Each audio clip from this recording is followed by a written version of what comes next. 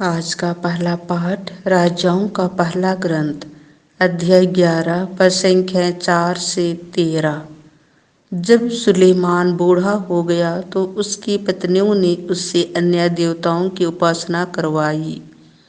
वह अपने पिता दाऊद की तरह प्रभु के प्रति पूर्ण रूप से ईमानदार नहीं रहा।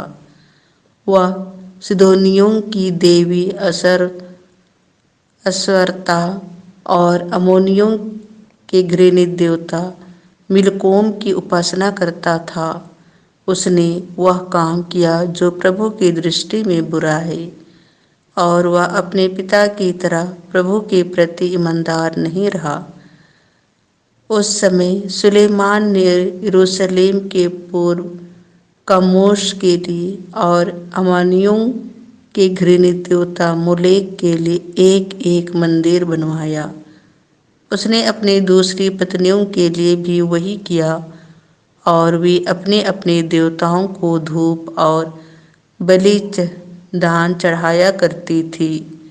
इसीलिए प्रभु सुलेमान पर क्रोध हुआ, क्योंकि वह इस्राएल के प्रभु ईश्वर के प्रति बेईमानदार नहीं रहा। ईश्वर सुलेमान को 2 बार दिखाई दिया, और उसने उस अवसर पर उसे अन्य देवताओं की उपासना करने से मना किया था, किंतु उसने उस आदेश का पालन नहीं किया था। प्रभु ने सुलेमान से कहा, तुमने यह काम किया, तुमने मेरे विधान और मेरे दिए आदेशों का पालन नहीं किया। इसलिए मैं तुमसे राज्य छीन कर तुम्हारे सेवक को दे दूंगा, किंतु तुम्हारे पिता दाऊद के कारण मैं तुम्हारे जीवन काल में ऐसा नहीं करूँगा। मैं उसे तुम्हारे पुत्र के हाथ से छीन लूँगा। मैं सारा राज्य भी नहीं दूंगा।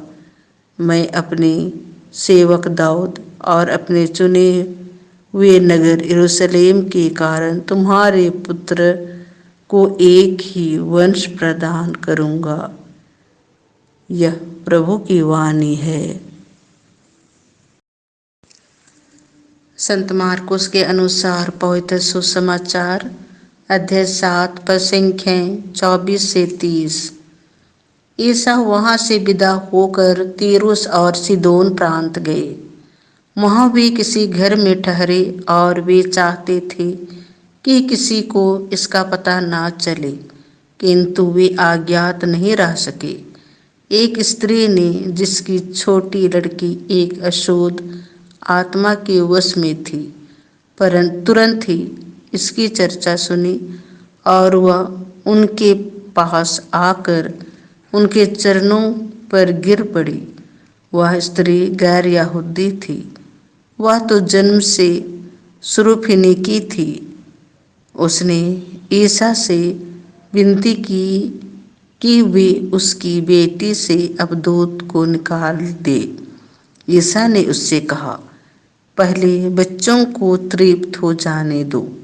बच्चों की रोटी लेकर पिल्लों के सामने डालना ठीक नहीं है। उसने उत्तर दिया, जी हाँ प्रभु, फिर भी पिल्ले मेज के नीचे बच्चों की रोटी का चूर खाते ही हैं। इस पर ईसा ने कहा, जाओ, तुम्हारे ऐसा कहने के कारण अबदूत तुम्हारी बेटी से निकल गया है। अपने घर लौटकर उसने देखा कि बच्ची खाट पर पड़ी हुई है, और अबदूत उससे निकल चुका है। यह प्रभु का सुसमाचार है।